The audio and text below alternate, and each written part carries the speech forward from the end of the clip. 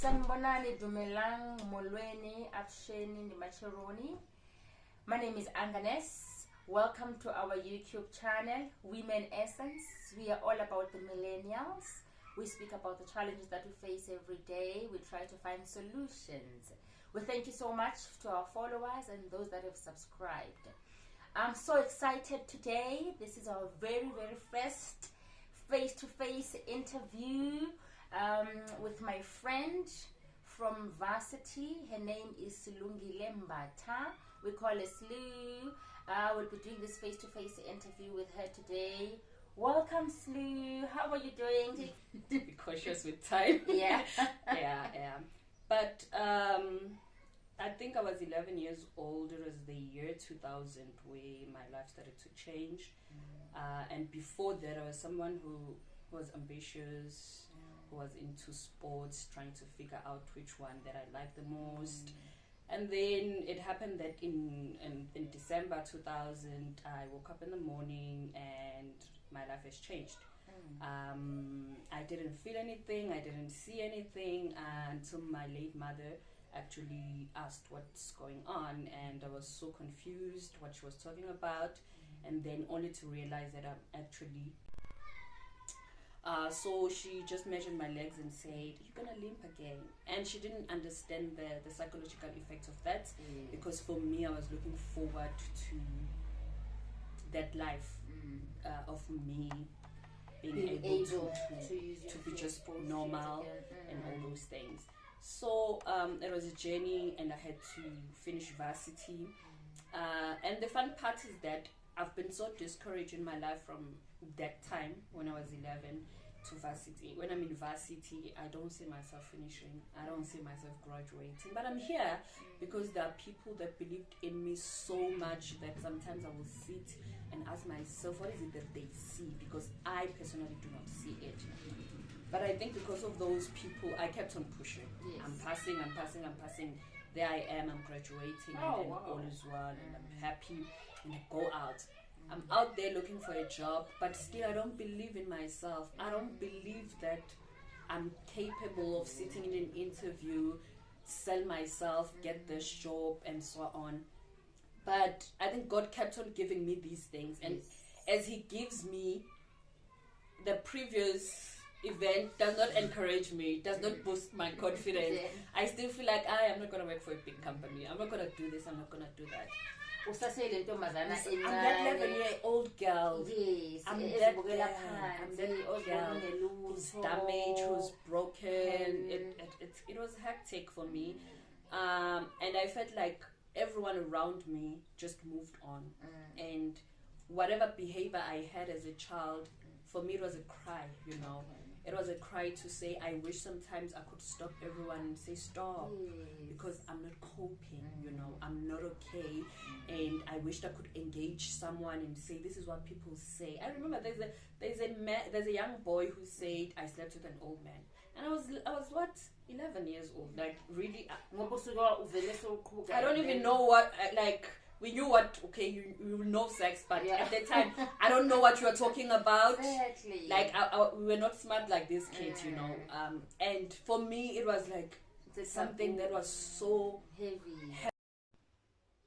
Okay, I could not sit my mom down, you know, to talk about a boy that said, I slept with an old man, you know. At that time, you can't even talk about sex with your own parents. So I had to carry that with me, and it was hectic. 2016, here I am diagnosed with depression, and I think what led me to that was that I started having a lot of back pains after my hip surgery, and also I'm not getting answers, you know, rather than to say we can't operate your spine, you know. There will be too many complications if we do that. You might be paralyzed. And even if we align your spine, it doesn't mean it will take away the pain, you know. So not understanding that the chronic back pain doesn't require me to worry. The more I worry, the more I have a lot of pain, you know. This relationship is everything to me. And at that time, things are not going well. I felt so rejected in a place where I felt safe.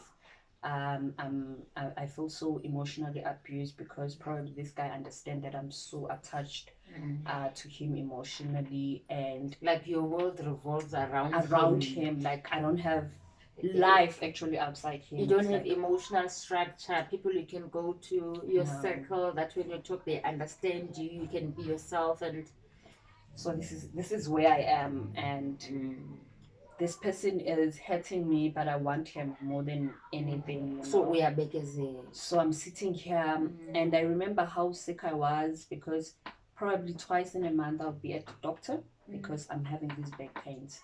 I remember this day where I went and I was like, you know what, I'm emotionally tired. Like I'm exhausted now. I think that was the first time admitting to the fact that I was not coping. I was just trying to find these relationships to just make me cope and forget the problems that I was actually having. The main problem. You know, I'm running away from facing this problem, and it was very hectic for me. And then I remember how I spoke to him and to say, I need a therapist. I need to talk to someone. And my GP was like, that's good, you know. And because everyone thinks I'm okay, it was hard to actually tell my family that I asked the doctor for me to go for therapist. I went to them and said the doctor said I should go for therapist. And for them it was like, they're thinking there's something wrong, you know, with you mentally. And I just kept quiet. My appointment, I remember there was a lot of questionnaire that I had to do. But that day I remember it so well. I sat in front of that stranger and I poured my heart. It was for the first time where I sat and tell someone that, you know what, I've never coped from the day when I was 11 years old. I didn't cope. And I remember how she was like, you are depressed and you need to be admitted. Okay. I went, she transferred me and referred me to a psychiatrist, and I went there. I don't have much knowledge about depression, admission, Psychiatrist, all these words I knew. And like, what's this? And you know, we grew up in townships where anything that has to do with mental illness, we are shiny, like we are a crazy person. So I'm thinking, you're taking me to crazy people. I'm not crazy. And I told that lady, I'm not going there. You're gonna treat me at home, you know. And this woman is like, because what about the stigma that comes with all of this? I'm thinking of crazy people, guys. Like, I'm thinking of all these crazy things you've probably seen movies, and that's why I was thinking, yo, I'm gonna find people who are gonna be throwing things at me. And because this is new to you, I don't know it. I don't know it. I've never heard about it. I refused. I totally refused. And this woman is like, I'm treating you at home for 2 weeks. Okay. If you're not okay, I'm admitting you. And I'm like, okay. I don't know what I did, but I worked so hard not to be admitted. Okay. And I think I had a challenge with her because I remember my last session with her. She told me to be grateful that I can walk. It hurt me. I felt that she invalidated my pain, you know, because I sat there and I was asking myself that, but there are people who don't limp, you know, so you can't say because I limp, I should be grateful that I'm not in a wheelchair. But what about those who? What about what I want? Yeah, you know? exactly. So at that time, I stopped because in my head I'm thinking they're all like this, you know. I'm not looking for another one. That I would build a relationship with. I'm just like, I'm done with therapist. I left it like that, and I left it. 2017, I started going back because I realized that one, I didn't heal from my mother's death. I didn't mourn my mom. And I started having challenges with attending funerals, memorial service, because I'll break down. Either I know the person or I don't know the person. It will trigger me so much that I will cry, and I realized that I need help again, you know. And then I started looking for psychologists, and I started this therapy, and I started opening up again, you know. I started opening up again until this woman says, I think you're better now, you know. But if you're having problems, please come back and please call me, you know. So I'm continuing with my life, but I feel like I haven't confronted this young girl in me. I haven't went back to that 11-year-old girl, you know, to say now I'm dealing with you thoroughly so that I can leave. With all the emotions that have been bottled up, no one to talk to, no one to hold your hand, no one to hug me, no one guys, to hug you know, to say I love you, it will be okay. So it was hectic. I think until, so I had a lot of challenges, as I said at the beginning, that my health for me does not get better, you know. So you can't carry a 5 liter of water this year, next year you actually can't carry 2 liter of water. It is too heavy for you, you know. And I prefer being on my own. I prefer doing things on my own, even though I know deep down that I need assistance, because I feel like for me, I don't want to burden someone, you know. I'm fully who will feel like even though I know that probably there are people that I will ask and they won't mind. But because already I feel like this is a burden to me, how much more to someone else, you know. So I'm here, I'm in my room. And in my room, I feel safe because there's no comment, there's no opinion, there is no men. Like men have violated me so much that you're walking, you're feeling beautiful, you're out there in the mall, and then someone is like, he's an iglude. And like, I'm sitting there thinking, if there was a solution, do you think I wouldn't have done that, you know? Do you think I get you know? So it was hectic, you know. These people were, when they started to have these traditional healers with papers where you are given papers, I felt so violated because every time they give me this paper, I would have this thing, are they giving it to me because you see that? And it really damaged me a lot. And it has been, I don't want to lie, my life has been hectic, you know. You fear a whole lot of things. It happened last year that I got relapse or triggered again, where I'm referred to a clinic that will help me in terms of my spine pain, but it triggered me so much because when I was there, first session, it's like the physio is like, I've never seen this case, you know. I've never dealt with this. So for me, it's like someone, if you're receiving a challenge at work, you know, you're just trying to find solutions around it. Be professional about it. But for me, I'm looking at it as a hopeless situation, you know, to say, if this lady is like this, that means there's literally no hope, you know.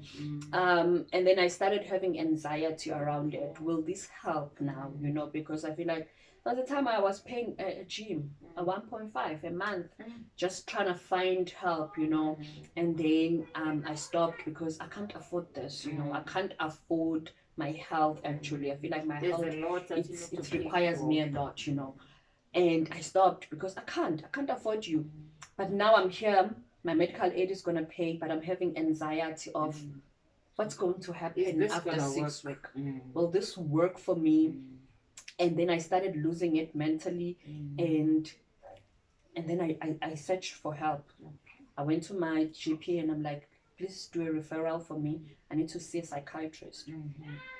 I made an appointment already, and then I went there, and I remember when I'm starting my story from scratch, and this lady, she's like, you have a major depression, like it's deep, you know, it's been there for years and so on.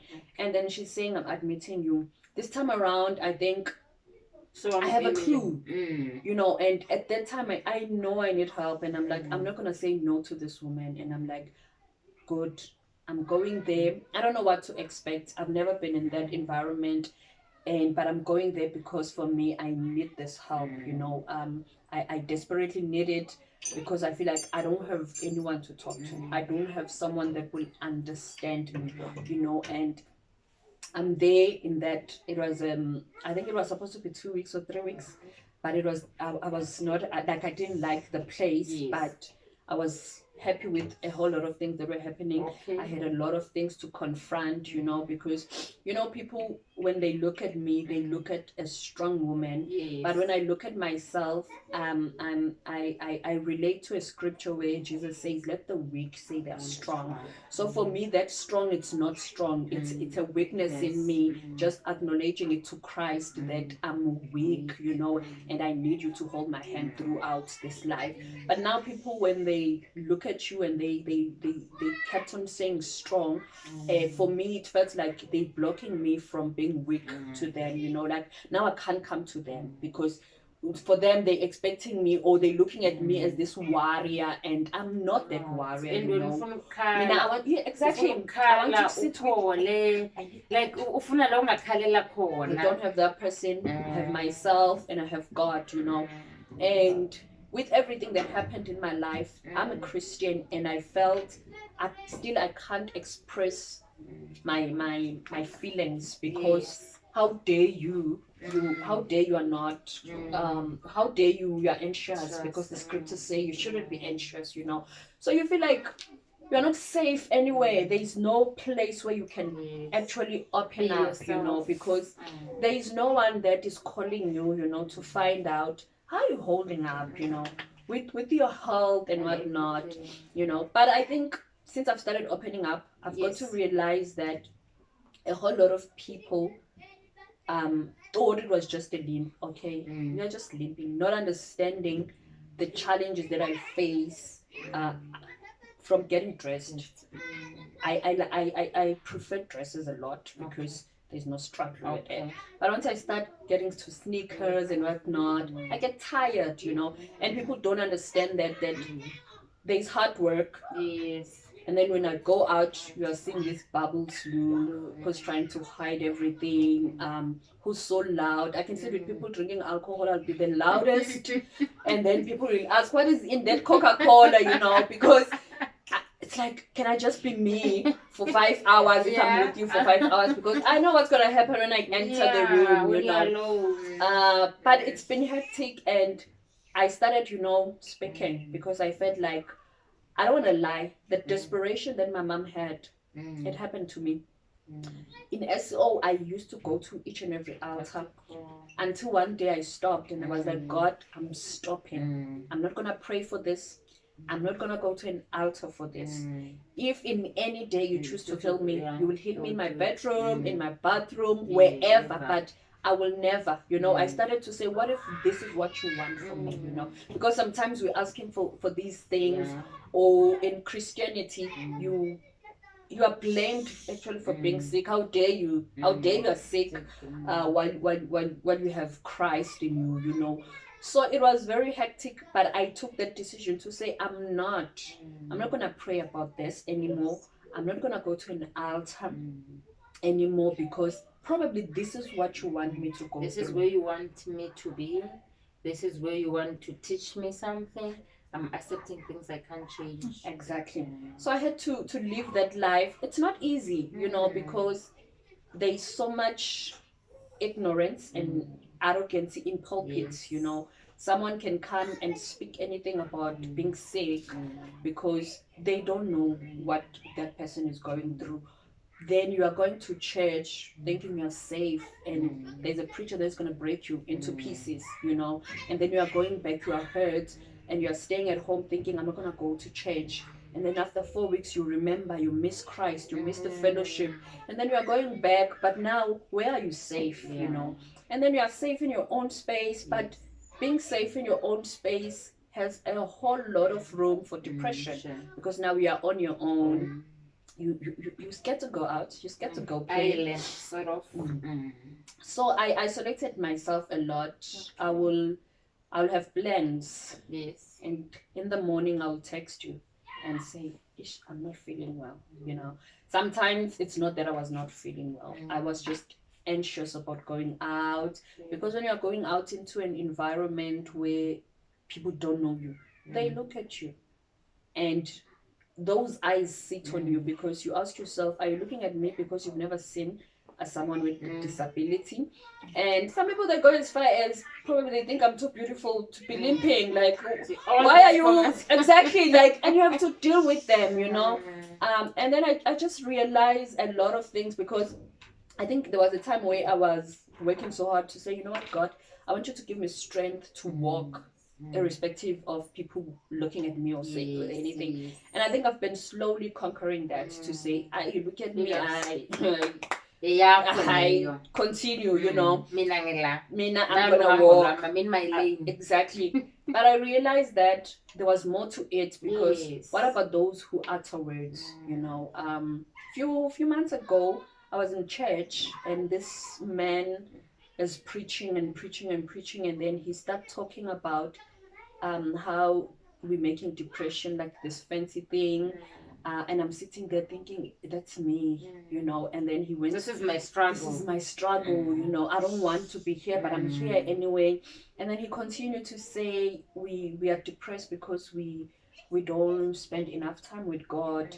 And I'm thinking, God, you know how much I've begged you, you know how much I've cried to you for this to be okay, you know. And I'm like thinking that no matter how much you look at my situation, there is no way I can be okay, you know. My GP said that last day when I was like, actually was admitted for depression. I was like, no, I expect it from you. Like, you're going through so much, it's understandable. And then I felt safe around him to say, oh God, then it's okay, you know.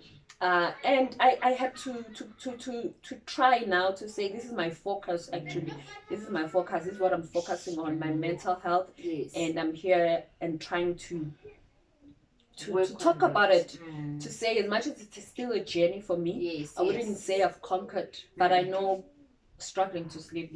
I know how it feels not to sleep, because the thing is, we call it that, and sometimes it's not that. You are just needing a serious help, you know, because there is insomnia where someone is like, I can't sleep today, but sometimes you are sick, you know.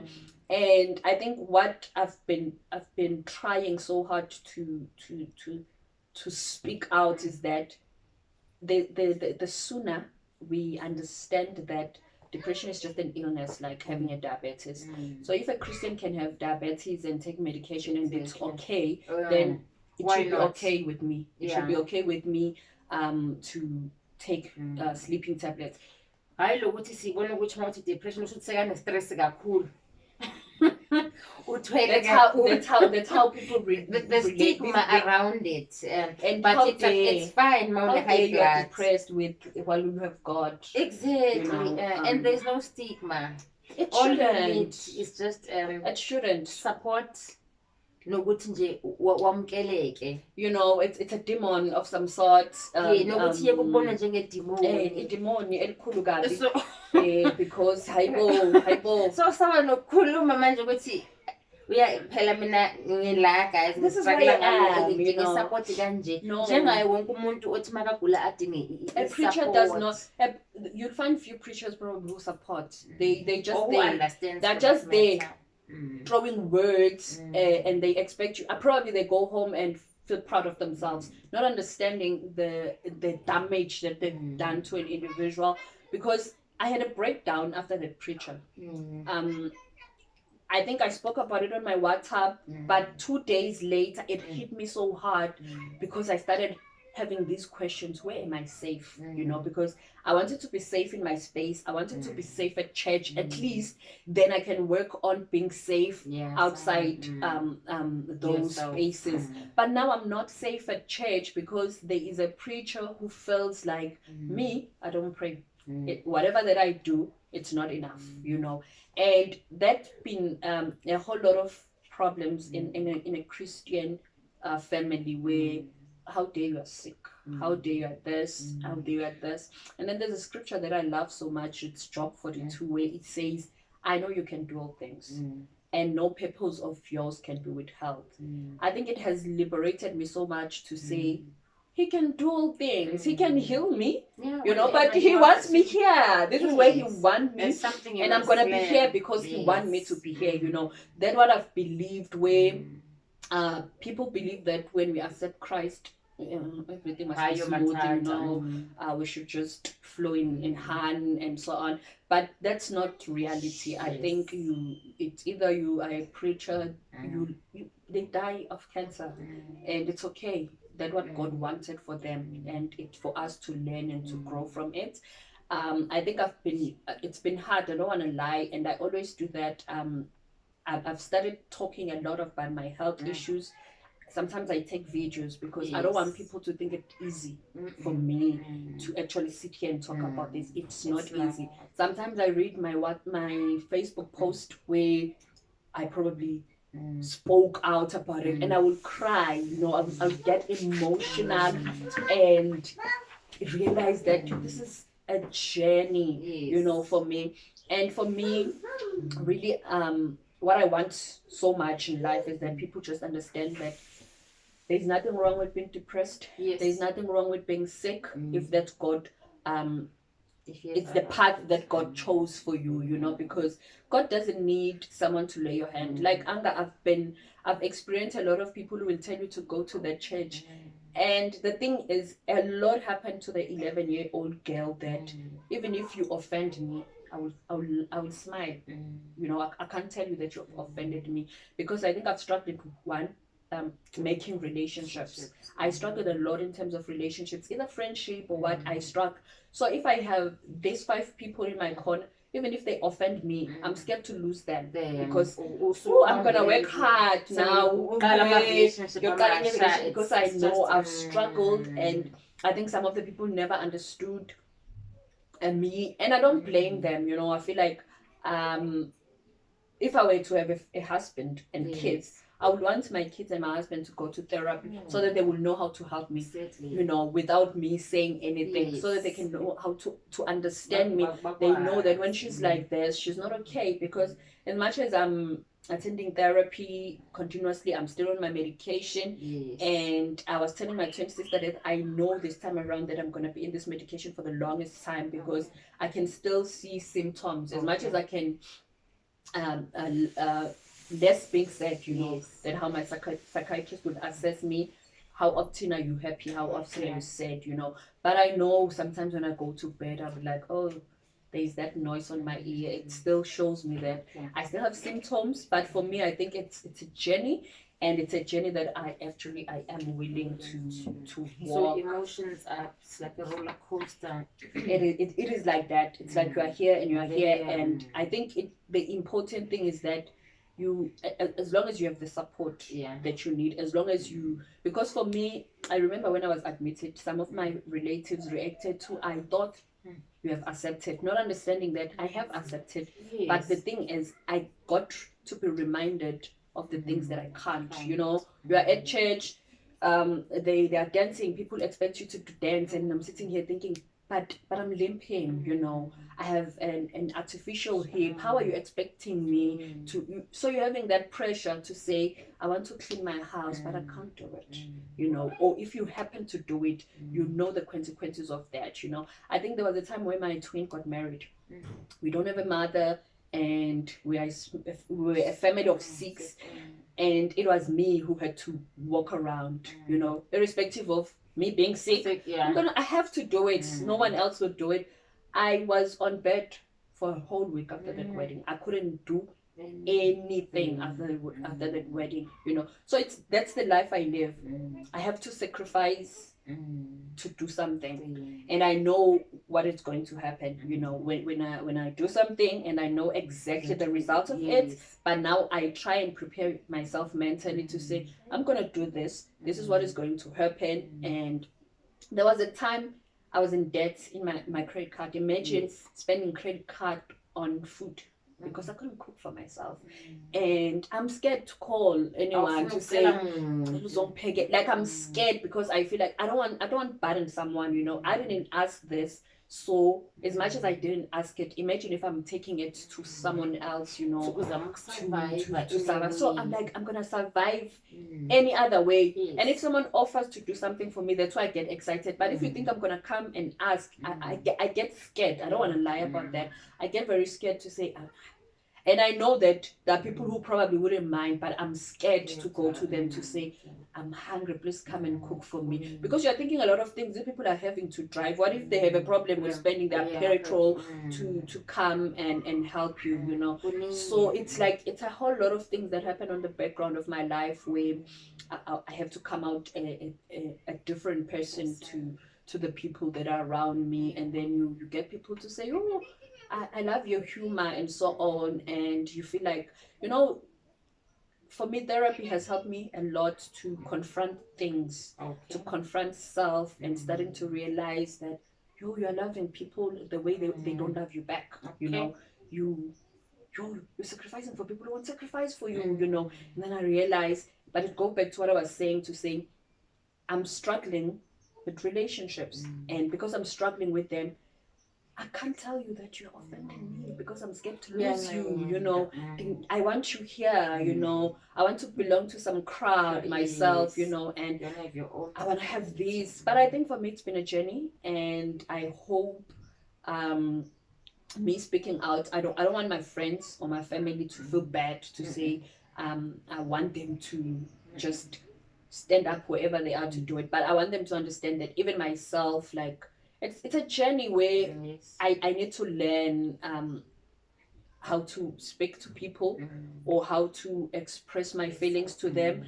But also, I think also it is a responsibility of everyone around me to find ways to help me, you know, because that's what I need. And for me now, I try by all means now to work on being offended, especially by people who think, why we didn't see you at church.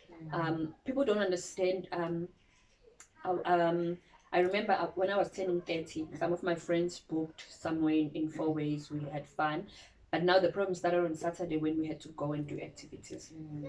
I felt so much that I'm inconveniencing everyone, because now, can you do this? I can't. Can you do this? I can't. You see? So for me, I have a valid excuse to not go out, because now you are going to play with water just because Slu, that's the only thing she can do, which is water, you know. She can't, you can't go hiking. And I didn't even know that I can't go hiking, because there was a time we went to Mpumalanga with friends, and then we had to go to God's Window. It was a hectic ride going up.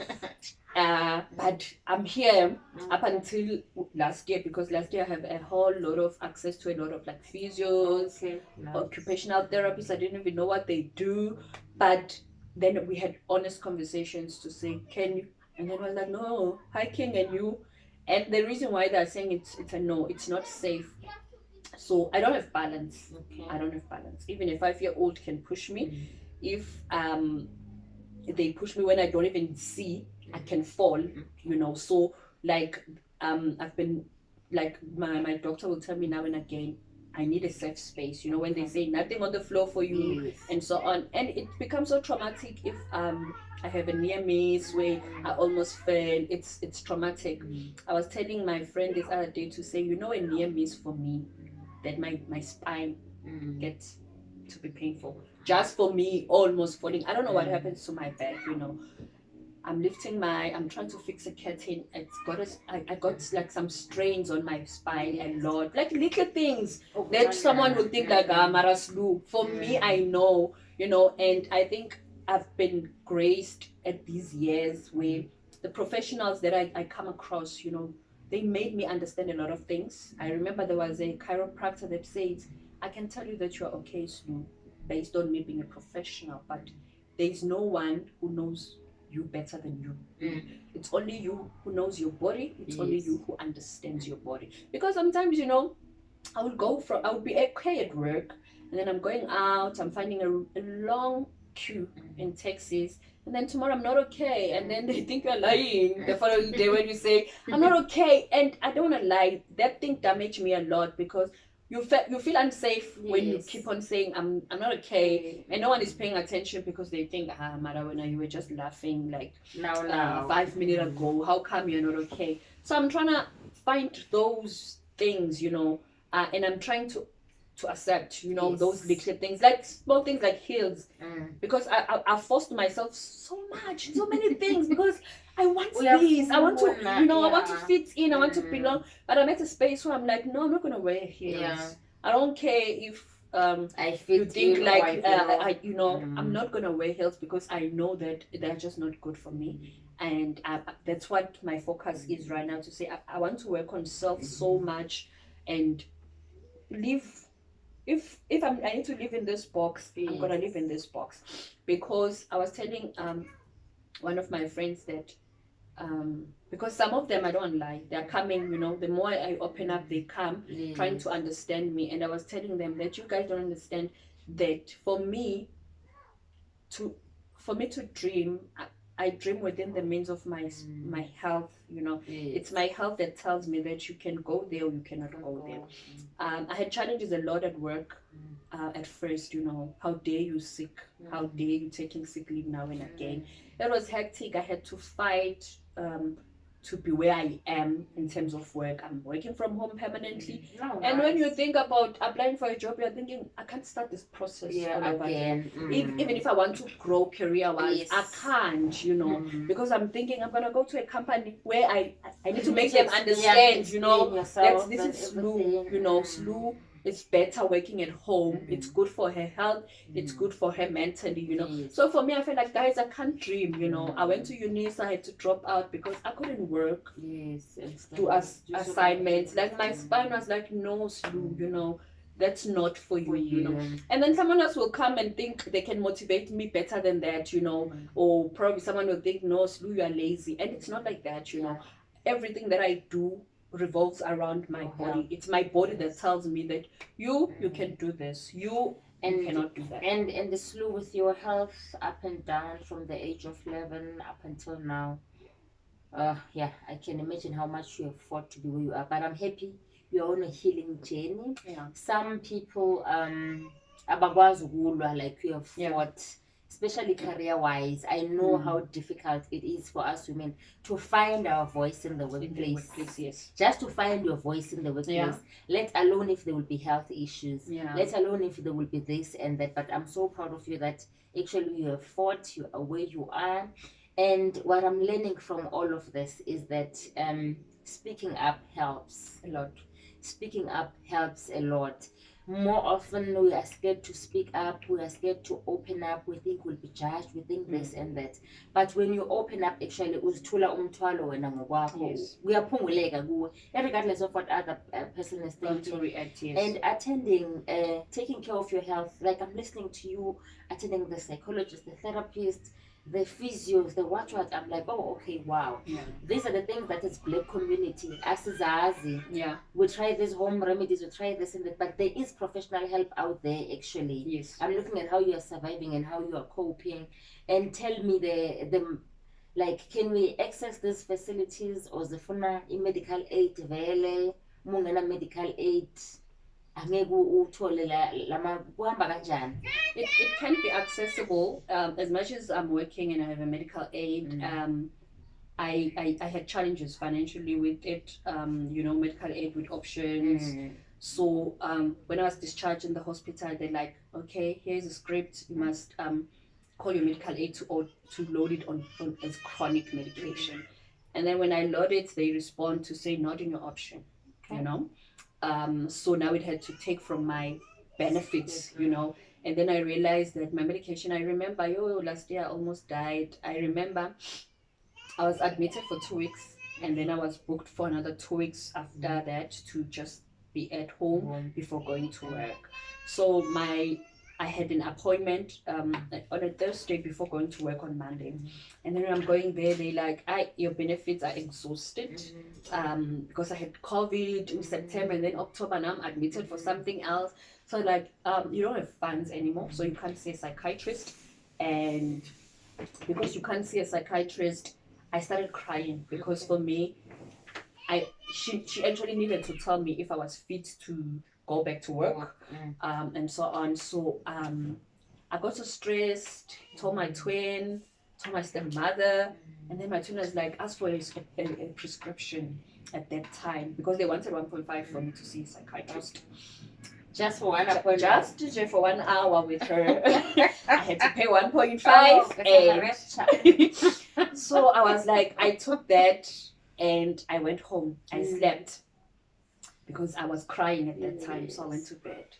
Then I woken up. I'm like, okay, let me go to pharmacy. I go there. They like 1.1. I'm like, what? Another 1 point. I'm like, dude, I don't have that money. And I went back home. Now I'm seriously stressed because one, I didn't have my medication on that day. I needed medication because at that time, not even at that time, even now, up until today, I will never fall asleep without me taking a sleeping tablet. Yo, I was very stressed. I started having a hectic headache, and I had a physio appointment on that day. Like, it was so hectic. I remember how I was crying in an Uber going to a physio. My head was so spinning, you know. As much as I've told my stepmother, and she was like, I'm going to make a plan, but my head was all over the place. And that was a day where I actually understood that it's a glimpse of what I understood about probably people who commit suicide. I had a headache where it's like, I felt like there were needles all over my head. And I realized that if I was at home, I would have done something to myself just to take away that pain that was happening. Either I could have cut my hair or I would have tried something because it was the first time experiencing that and so on. And then my stepmother and my dad, they deposited the money. I went and bought medication. But then the problem started because it's a 6 month prescription. You don't even know what's going to happen in 6 months. So now I'm like, where am I going to get money to buy this medication? And then they were costing 1.1, I remember. And then when I went to buy them cash, I think I paid about 900 because I had to tell them that remove those ones because I was taking one 3 times a day. So there were many. Imagine once 3 times a day for 30 days. And then I paid about around 900 Rand. That was mid-October, mid-November, mid-December, buy medication, mid-January, you know, and so on. Up until, you know, I came across a post that was shared. And then I saw this lady talking about how you can move from private psychiatrist to government and so on. So the process is very long, I won't lie. It's government facilities. So, but for me, it became easier because I had a referral. And then I didn't have to go through a nurse to actually explain to her that I need a psychiatrist. So I had a psychiatrist referral letter, so I went there straight. And it was very easy. I don't want to lie. I went there, I gave them, and then they asked me, do you still have medication? And I was like, I think I had like for 5 days. And then they were like, okay, cool. We're gonna see you on Friday, you know. And then that's where I met my psychiatrist, and then I started the journey with her. And I think she's been great. I don't want to lie. She's been great. She's been monitoring a whole lot of things, my physical health, and trying to just bring balance between the two. So I think people can do that. Unfortunately, I'm still trying to find a whole lot of information to help people who don't have medical aids. But I know that around Pretoria, the Tshwane district, Soweto, there are a whole lot of clinics and hospitals that have a psych department where you can go and tell them. And then also there is a seminar I attended where one of the psychiatrists or psychologists who works in one of the hospitals in Soweto was explaining those things, to say even if one of your family members is suicidal, you don't need to beg them. They need to be admitted. That's how the law says. So if you feel like Slu is suicidal, you carry me to hospital. That hospital need to admit that person. So it is there, but the honest truth is that definitely if you're starting from scratch, it might be a long process. And there are a lot of the difference is like you probably a private psychiatrist will want to see you in 3 months. I see my psychiatrist probably every 6 months, you know. But I think for her, she's allowing medication to work so that when she sees you, then you are and also sometimes I feel like they're allowing you to have time to yourself, you know, work on To yourself, also try to fight to fight whatever that you yeah, need to fight on your own. But I don't want to lie, from where I was to now. to where I am now, like I'm in a different space. Wow. Wow. I'm in peace.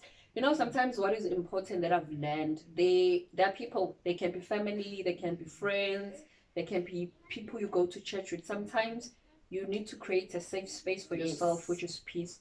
So if I know that this person does not bring peace in my life, I try to distance myself. I'm not cutting you off, but I'm just avoiding your toxicity, because you are toxic for me, and that is not good for me. So I think that's what I've done for myself, to say, let me avoid this one, let me avoid this one. A safe space. I'm creating that safe space for myself, to say, I want to be safe here.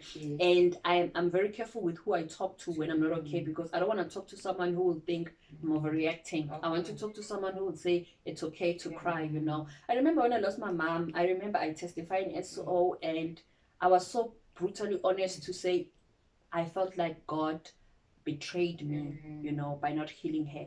I still remember how people reacted. They didn't say words, but they reacted in a certain manner to say, who are you to say God betrayed you, you know? But it was me. It's how I felt, you know, and I shouldn't be invalidated for that. I feel like we are put in a box where we can't say, God, I'm disappointed. And it's, for me, it's okay, you know. If someone lost a baby through miscarriage and they are pregnant again and they doubt God, for me it's okay, because they've been there before, you know. And for me it happens, I don't want to lie, me it happens a lot that sometimes I believe God for other people more than I believe Him for myself, because for me I felt like there are a lot of things that I've asked you didn't give me, you know. But there are things I've asked for people that you gave it to them. So for me, sometimes it's okay when I want something and I'm like, God, you're not going to give it to me, you know. So for me, it feels okay, because I know, you know, I've been there. I have things that I will show off to say, nah, I've asked God this. God has taken this and this from me, you know. So if I'm in a space where I feel like, God, today, no, you know, I'm not even going to ask you, because I'm talking based on my own experience to say, I mean, God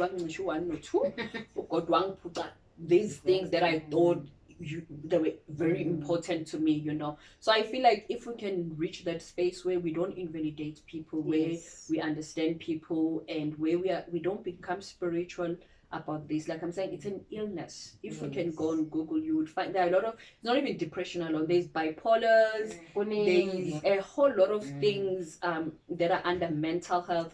And as soon as we will associate it with stress and weakness, then we are going to fail, because we think we are weak according to people. Like, how dare you? It's not, you are not the only one who lost your mother. I mean, I'm walking a journey. My mom is over 10 years now, but I think I started 2 or 3 years, 4 years ago to actually deal with it, you know, because I feel like there was a time where I was like, I wish I can go home. I wish I can go to a grave. I wish I can cry in reverse, because I didn't.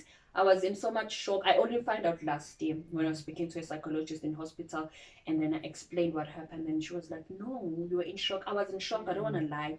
I'm that person who, I love my mom so much that if I think about her living earth, I felt like I was going to roll on the floor and whatnot. But when she died, I'm thinking, what the heck is happening here?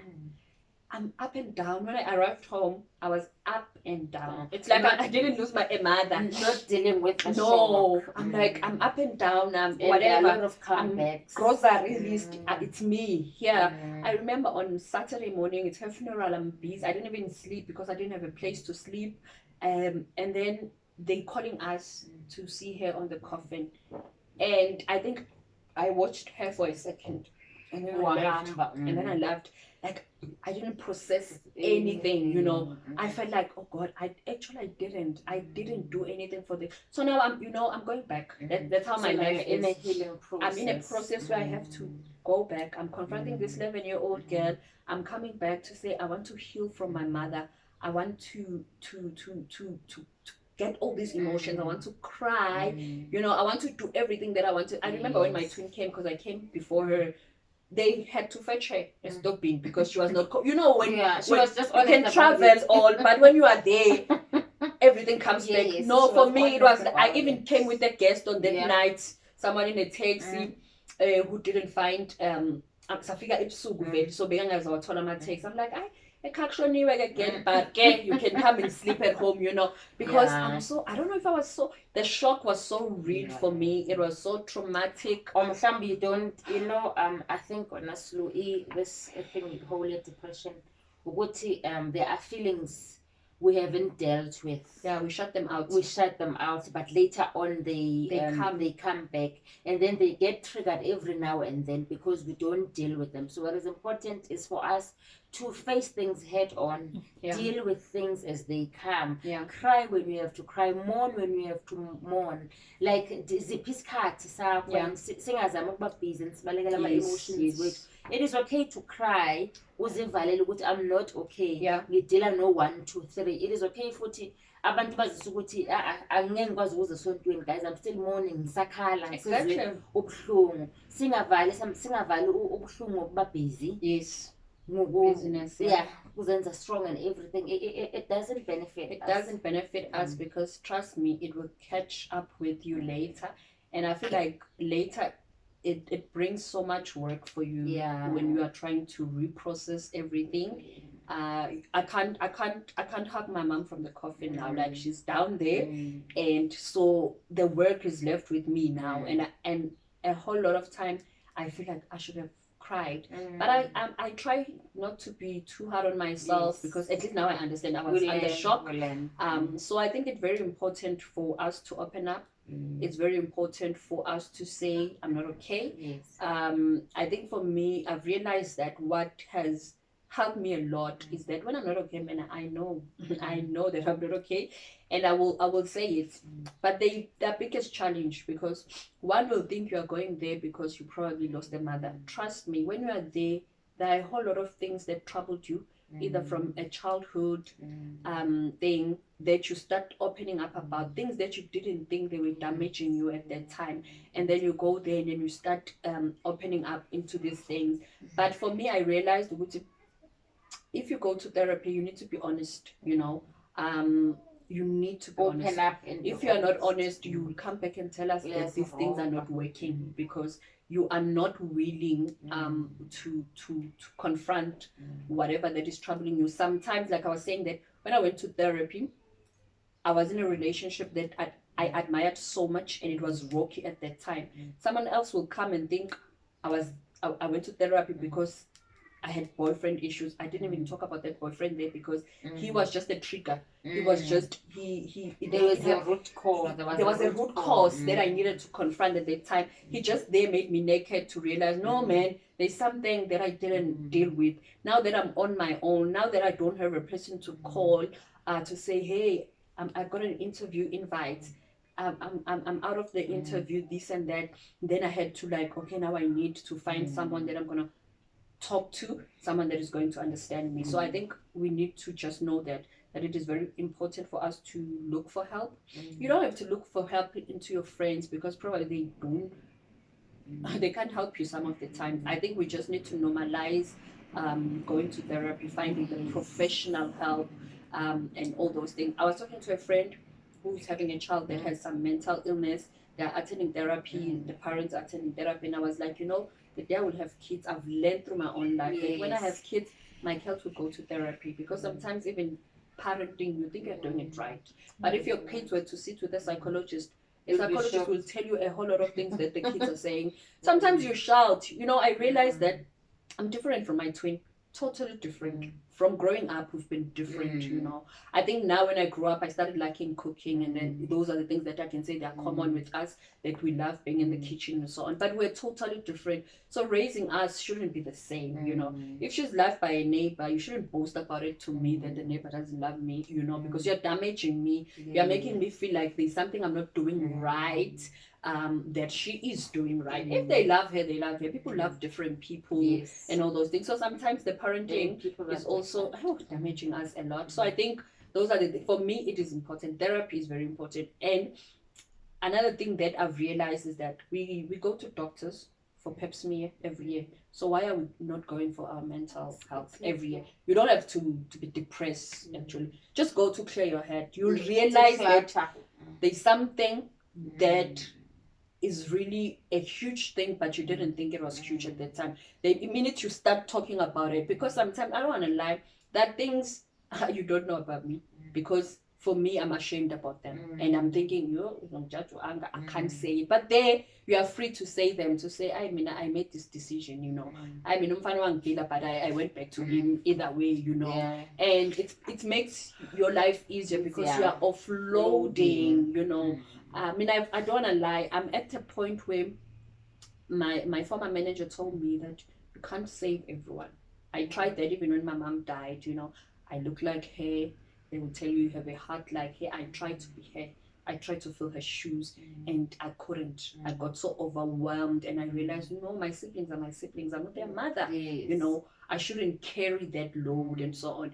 You shouldn't be there for everyone. Sometimes it's not practical. It's impossible. So those are the whole lot of things I deal with, and I actually appreciate people who will actually tell you those things so that you can look at yourself and be able to fix them.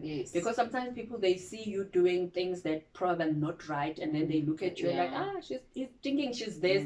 But sometimes you are just trying to do what is good, you know. And then it damages you. So I'm really in that space to say, they preach and say, choose you, and I think that's what I'm doing. And I think someone else will quote and say, love your neighbor. I love them, but I need to love myself first, you know, so that when people leave me, I can still stand as Slungile and not entirely depending on you, anger. And then even if you're abusing me, now I'm holding on you, because where will I go? You know, the love for me and safety is defined under you, you know. So I think, I had a really rough journey to learn, and it's hectic. This is what has been happening. I met a doctor who spoke to me about giving birth, C-section. So I think for me, I'm that person who grew up believing in love, believing in marriage, and having kids, you know. And when he told me, I'm like, you know what? Because I understand my health, I understand that I cannot stretch my leg that far. So I was like, from watching movies, I knew from there that I won't be able to give birth naturally, you know. So we leave it there. But because I think he was the first doctor who made me talk about this thing that I didn't talk about it to anyone. The 2 years ago, I met him again, and I'm like, okay, now we need to have serious conversation. I'm like, dude, let's leave the pregnancy, the giving birth. Let's talk about pregnancy itself, you know. And then he's like, I'm not gonna lie, it's gonna be a difficult one. So it changes a lot. Like I was saying, my health, for me, whatever choice I make, it's based on my health. So now I'm busy having this conversation with my psychiatrist to say, for me, I feel like I'm asking questions like, is it worth it for me to be a mother? You know, is it worth it for me to go through that pain just because someone needs to call me a mother? You know, so I'm having those hard conversations with myself to say, I'm preparing myself to say, if tomorrow I decide that, you know, I'm not going to choose this journey, you know. And I think my psychologist, because I was thinking about the 9 months, you know, and then my psychiatrist was like, it doesn't end this, you know. There's caring for their baby after that. And I'm looking at my life, I struggle to care for myself, you know. What's going to happen if I'm having sleepless nights, you know? What's going to happen if I have a nanny who will teach my child, for you to sleep, you must be on my back? I'm not going to be able to do those things. So it's really hard decisions, because, and then you are coming across people who were like, you are 33, when are you having a baby, you know? They don't understand that there is so much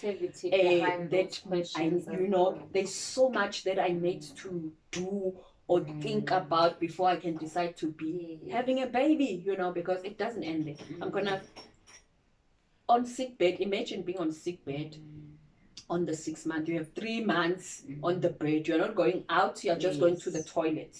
You need to find someone who's gonna cook for you, you know. And then you are giving birth, and then you're having sleepless nights, and so it's all a whole lot of things that changes your life, and then you just need to adjust to it. It's a matter of, I'm gonna accept this, and I don't wanna lie. I'm in that part to say, I'm making that decision to say, for me, if it's not worth it, then I'm not gonna do it. And I'm not even going to adopt. At first I thought, let me go and adopt, but I'm thinking, the caring of this baby, I think I've seen with the people around me with the babies, and I realized I don't have the strength for this, you know.